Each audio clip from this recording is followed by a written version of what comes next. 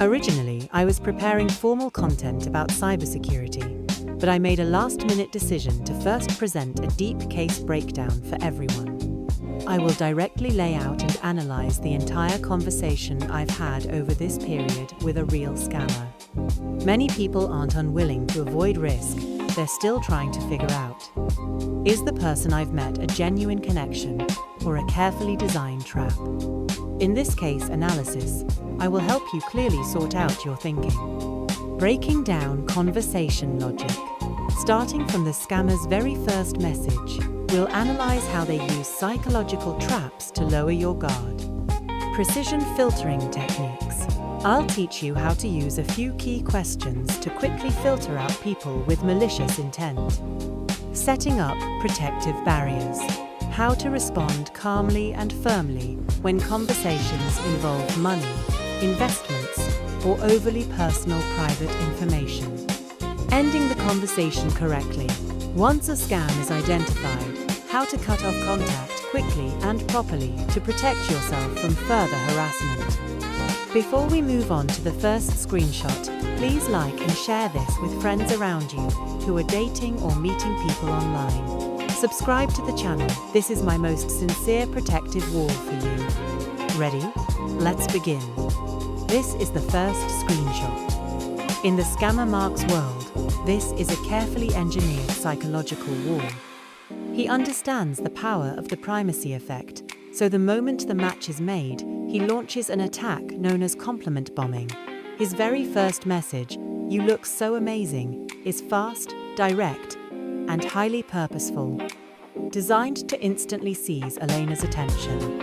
Within a single minute, he adds a deeper layer of bait, calling her profile irresistible, and using the line, "I enjoy reading your bio," to disguise himself as a thoughtful, attentive listener. As the conversation progresses, Mark begins a game of delay and disguise.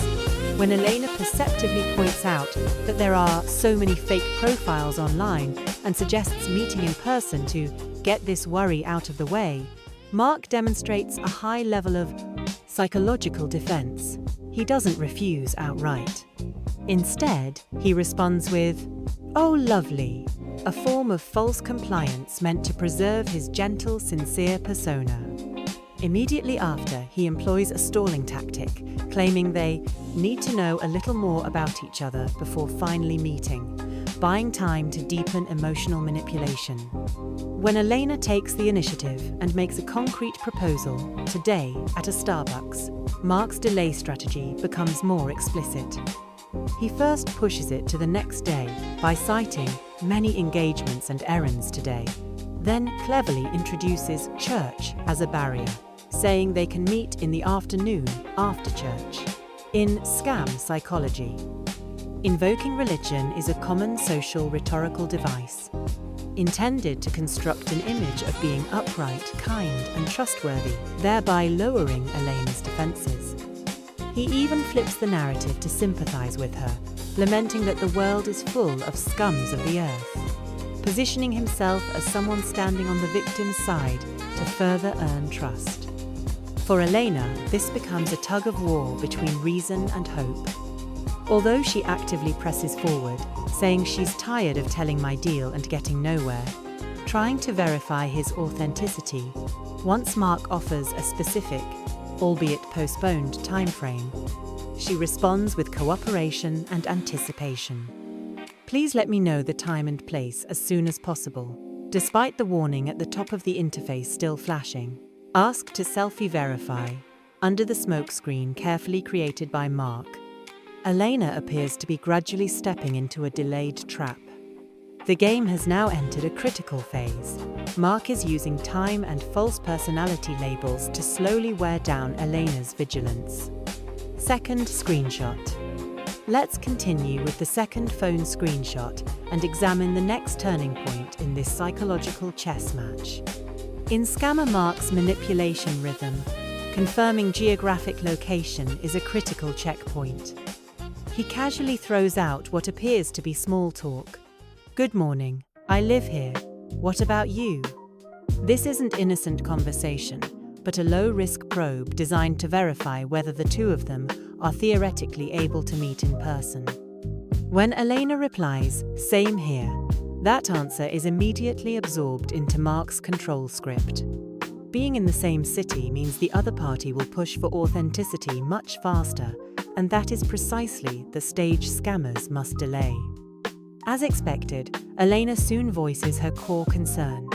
She directly points out that there are so many fake profiles online and proposes a rational, mature solution. Since they live in the same city, why not meet in person to get this worry out of the way, so they can focus on whether they can actually build something? This is a clear, direct verification request and a highly unfriendly gate for a scammer. Mark's response demonstrates a textbook example of advanced avoidance tactics. He doesn't reject the idea. Instead, he immediately replies with upbeat emotion, "Oh, lovely." This exaggerated positivity is meant to soothe the other person and prevent alarm.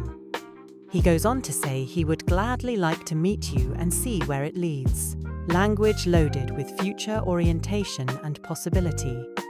However, beneath this seemingly agreeable packaging, the real pivot appears. Mark then adds a crucial limiting condition. But before finally meeting, we still need to know a little more about each other.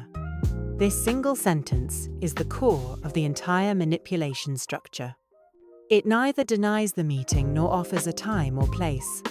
Instead, it shifts responsibility back onto the relationship itself, implying that not meeting yet is not avoidance, but a sign of caution and emotional maturity.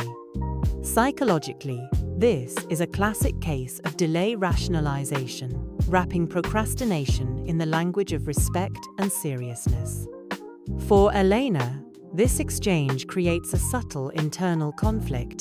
On the surface, Mark fully acknowledges her concern, speaks gently, and even paints a picture of future possibilities. Yet in practical terms, the meeting is once again pushed into a vague, undefined later. Even though the chat interface still clearly displays the prompt "Ask to selfie verify" at the top, the emotional safety Mark carefully constructs is gradually reducing the weight of that warning.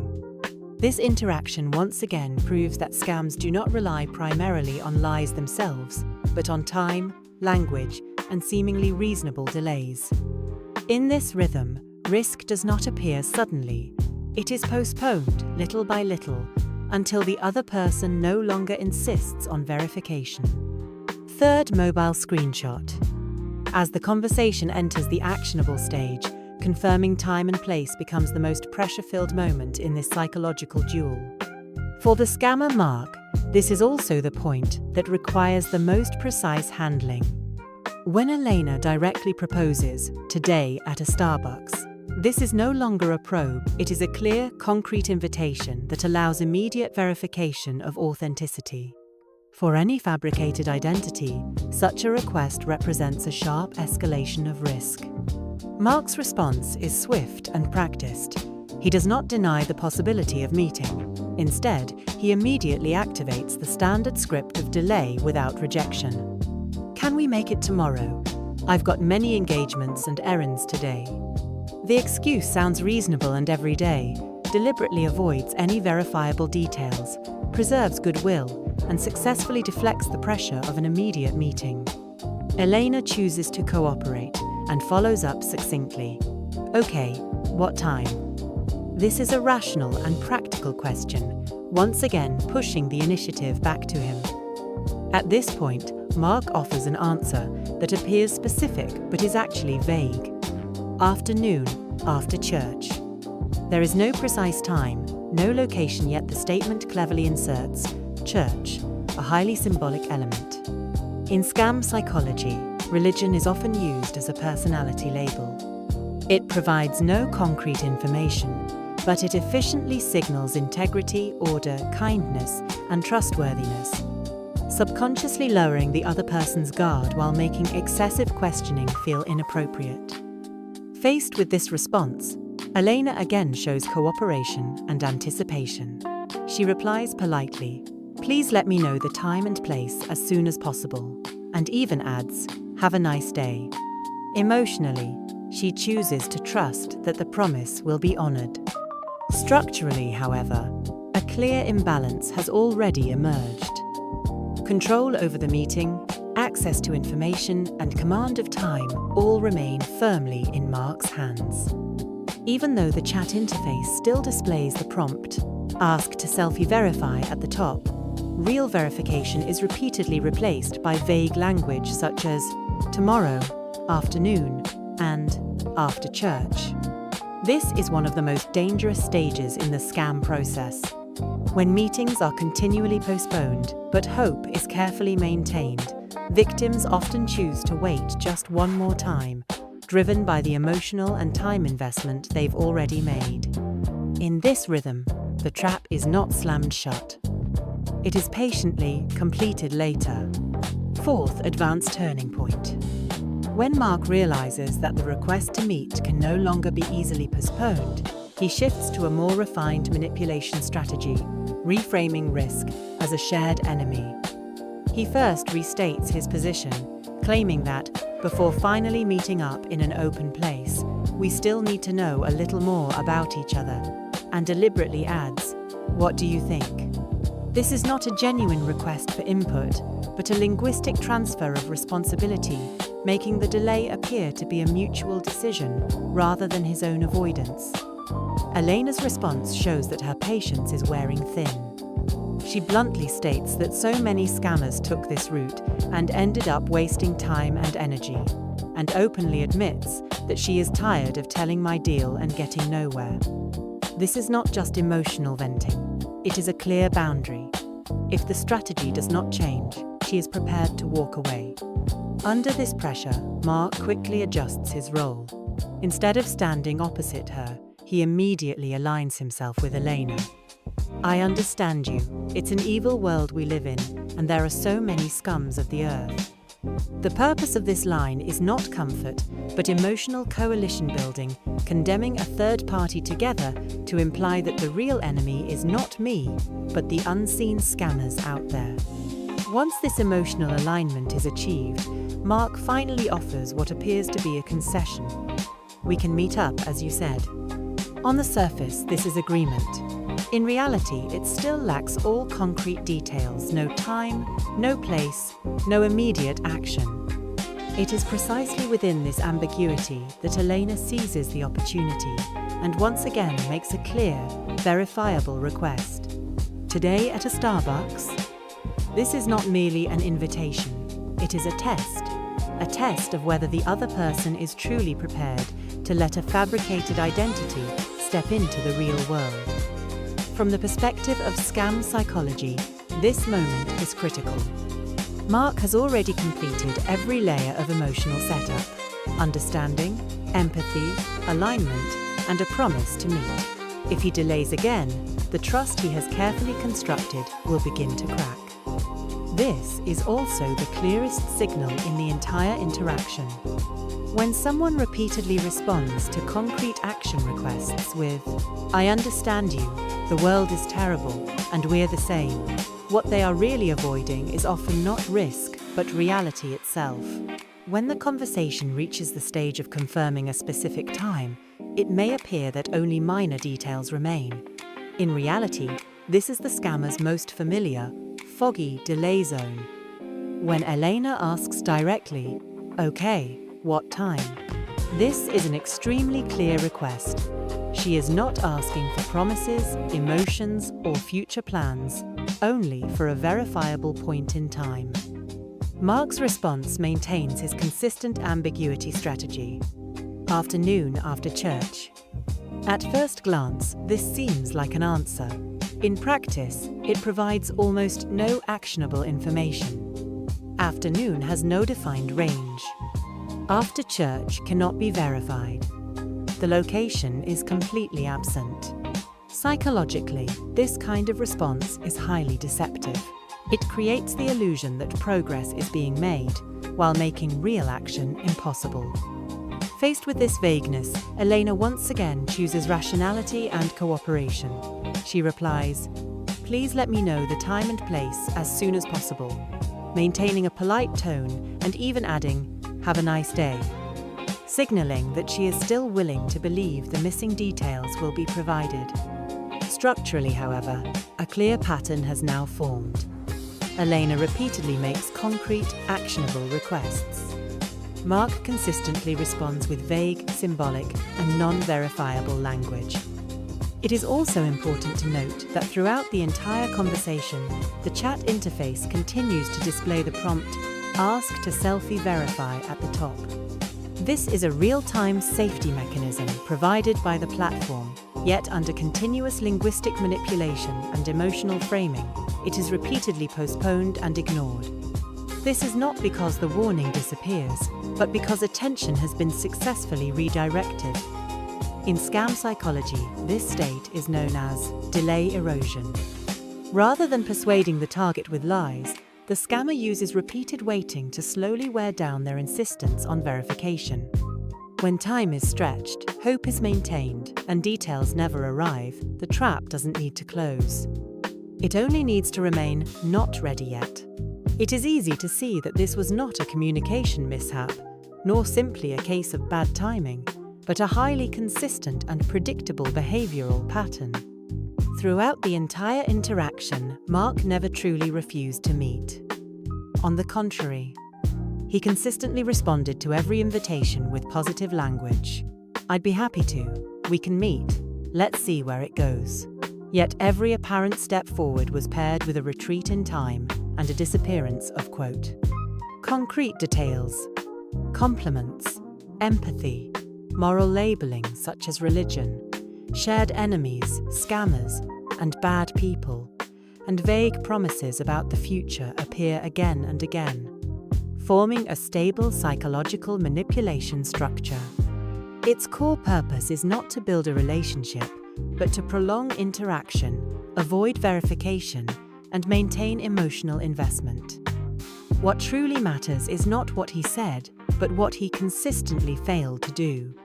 No selfie verification. No specific time. No concrete location. No real-world action. The platform repeatedly displayed the safety prompt, "Ask to selfie verify," yet under continuous verbal reassurance and expectation management, it was gradually pushed to the margins. This is the most destructive aspect of delay-based scams. They don't demand immediate trust, they slowly erode your insistence on verification. For Elena, these 5 exchanges were not failed attempts, but an important threshold moment. She repeatedly made rational, concrete, and verifiable requests, and those requests themselves are the most effective anti-scam mechanism. Because of her persistence, the relationship remained in a state of about to happen, yet never actually happened. Ultimately, this interaction reveals a key truth. The real warning sign is never how enthusiastic someone is. It's whether they are willing to let their virtual identity step into the real world. When a relationship exists only in later, some other day, wait a bit, or let's get to know each other more, what it sustains is often not a future, but a carefully engineered void. Before the video ends, I'd like to ask you to do 3 things.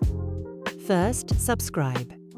We will continue breaking down real scam cases, helping you recognize those moments where you think it's just chatting, but manipulation has already begun. Second, share this video with friends who use dating apps. Sometimes, a single share can help someone avoid life-altering harm. Third, tell me in the comments. Have you ever encountered someone you could never meet in person, yet who asked for unlimited trust? Because the more people who see through the pattern, the fewer places scammers have left to hide. In our next video, we'll once again pull back the curtain behind the screen and reveal the truths no one tells you.